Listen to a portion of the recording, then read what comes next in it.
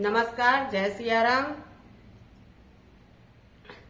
तो लक्ष्मण और परशुराम संवाद चल रहा है भाई और बहनों। मैंने आगे की वीडियो में कथा में आप सभी को बता दिया है कि किस तरह से लक्ष्मण जी और परशुराम जी का बातों से संवाद हो रहा है और बात बहुत आगे तक बढ़ चुकी है।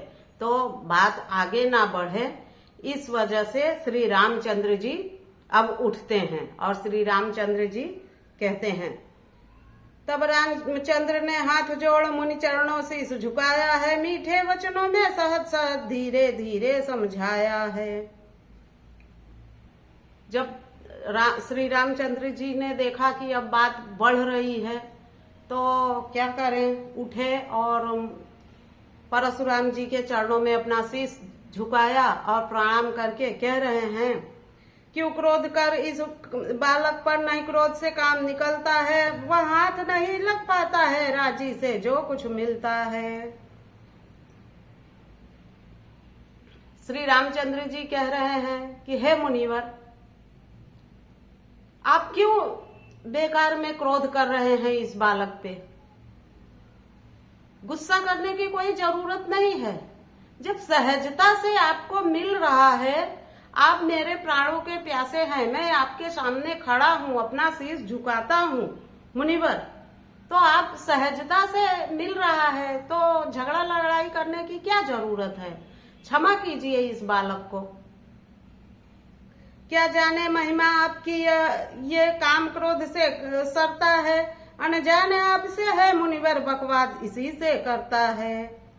हे मुनिवर, ये आपकी कीर्ति को नहीं जानता, ये सिर्फ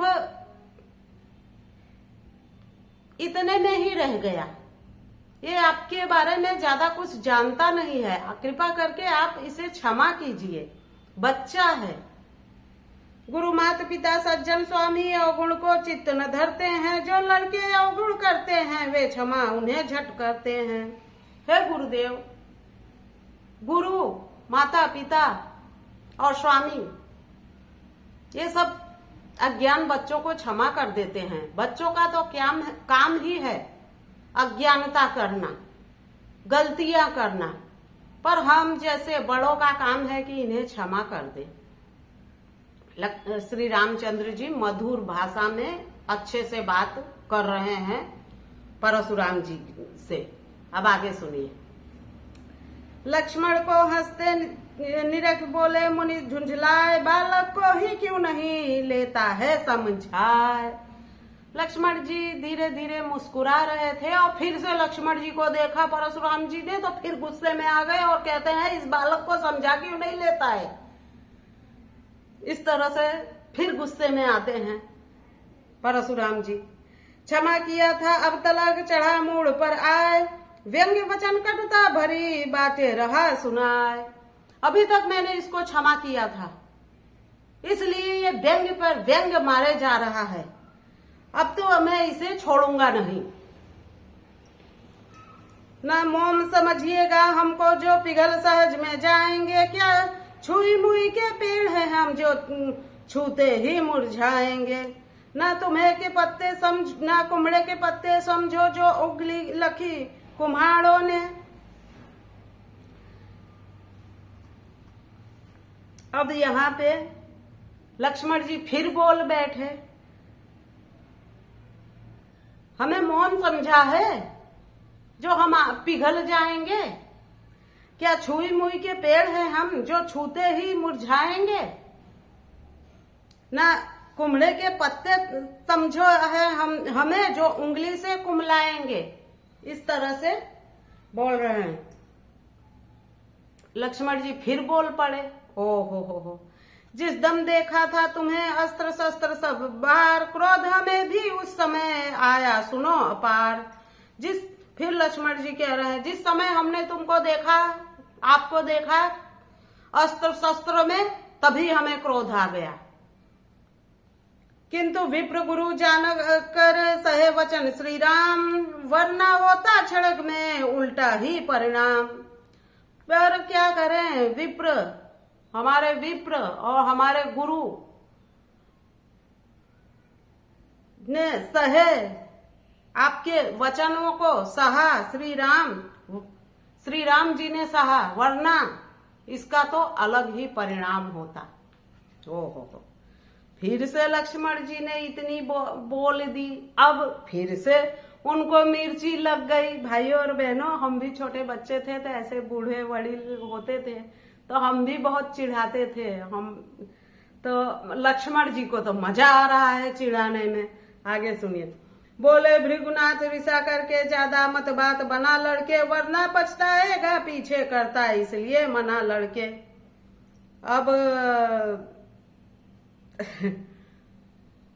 भड़क गए फिर से परशुराम जी, श्री रामचंद्र जी के ऊपर भड़क गए कि तू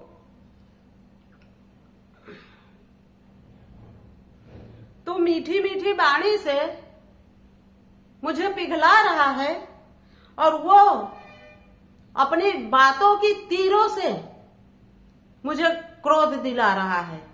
ओ तेरी की, हे विश्वामित्र इसे रोको, रविकुल का दीप बुझा दूंगा, वरना अपने इस फरसे से सिर इसका अभी उड़ा दूंगा।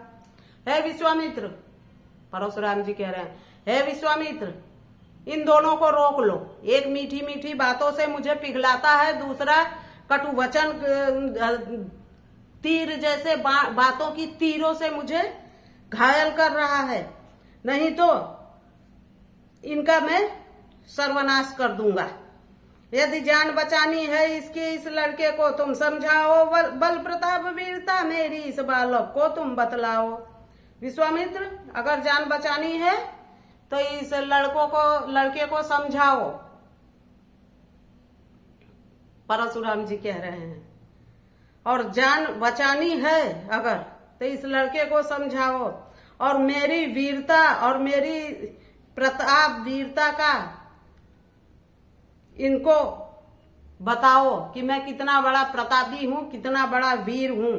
जो कुछ अब तक किया नहीं वह काम शरीफ अपने मुंह से कर रहे हैं अपनी ही तारीफ। फिर से तीर मार दी बातों की लक्ष्मण जी ने, फिर से बोल बैठे, अरे आज तक मैंने ऐसा वीर नहीं देखा जो अपने ही मुंह से अपनी ही तारीफ करे। फिर परशुराम जी को गुस्सा आया। आगे सुनिए। सुनी लखनलाल की बातों को मुनि को हुआ घासा भारा है, यो लगे वचन कहने भृगुपति फरसे की ओर निहारा है। अब तो परशुराम जी को और क्रोध आ गया और उठा लिया फरसा। फरसा उठा लिया भाइयों और बहनों, और लक्ष्मण की तरफ देखने लगे। हे फरसे, तूने रण अंदर कितने ही छत्री मारे हैं, सहस्त्रों बाहु को भुजा कटी कितने ही वीर संघारे हैं। फरसे को देखते हुए कह रहे हैं कि हे फरसे, तूने कितने क्षत्रियों का संहार किया है, कितने बाहु बलियों का संहार किया है, उन्हें मारा है, कितनी भुजाएं काट दी है। यस तेरा दुनिया के अंदर सब तरह से था अजमा किया, कितने ही बार क्षत्रियों का रण अंदर काम तमाम किया। यस तेरा दुनिया के अंदर सब तरह से था आजमाया हुआ, कितनी ही बार क्षत्रियों का रण अंदर काम तमाम किया। कितनी बार क्षत्रियों का हमने काम तमाम किया, कितने ही बार सौगंध तुझे शिवशंकर की जो रक्त न इसका पाएगा, प्रण ठान रहा नहीं मान रहा, फिर कैसे यह जी पाएगा। अब तो सौगंध ले ली शिवशंकर की, सौगंध दे दी अपने फरसे को शिवशंकर की कि अब इसके प्राण ले ही ले। अब तो फरसे को सौगंध दे दिया कि अब शिवशंकर की सौगंध है, इसके प्राण हर ले। फरसे को अपने आदेश दिया उन्होंने। बोले विश्वामित्र, तब छोड़ो वाद विवाद, कृपा करो है कृपा निधि, क्षमा करो अपराध। भाई और बहनों, जैसा कि 10 मिनट का वीडियो मेरा हो गया है, तो मेरा वीडियो आप सभी को कैसा लग रहा है, यूट्यूब पे देख रहे हैं तो लाइक कर लीजिए, सब्सक्राइब कर लीजिए, और फेसबुक पे देख रहे हैं तो फॉलो कर लीजिए, और अब यहाँ पे विश्वामित्र जी आते हैं और फिर से समाधान करने की कोशिश करते हैं, क्योंकि फरसे को आदेश दे दिया कि लक्ष्मण का सर काट दिया जाए। आदेश दिया क्या, शिव जी की कसम दे दी कि इसका सर काट के ही दम लूंगा। तो अब भाइयों और बहनों, मुझे पता है कि मैं अच्छे से कथा कह रही हूँ कि नहीं कह रही हूँ, क्योंकि मेरा ये प्रोफेशनल काम नहीं है। हाँ, वंशवादी हूँ। मेरे वंश में मेरी नानी थी, कथा प्रवक्ता थी। बहुत बड़े बड़े मंचों पे बहुत उन्होंने कथा उत्तर प्रदेश में अपने जमाने में कथाएं की हैं। भागवत की कथाएं बहुत उनकी प्रसिद्ध रही हैं। तो भाई और बहनों, मैं तो शरीर में मेरे जो खून है वो उन्हीं सबका है। बाकी मुझे ऐसा सौभाग्य नहीं मिला उन सबके बीच में रहने का कि मैं अच्छे से प्रोफेशनल तरीके से सीख पाऊं, क्योंकि शादी हुई, ससुराल गई, ससुराल से गुजरात आई, कोई मार्गदर्शक तो था नहीं मेरे आगे कि मुझे अच्छे से शिक्षा दे सके। जो भी शिक्षा है वंशवाद का है, जो मेरे अंदर से निकल रहा है और मैं आप सभी के सामने प्रस्तुत कर रही हूँ। और धीरे धीरे मैं सीख जाऊंगी और आप सभी मुझे ऐसे ही प्यार देते रहिए और मुझे आगे बढ़ाते रहिए। बस इसी के साथ जय सिया राम, जय हिंद।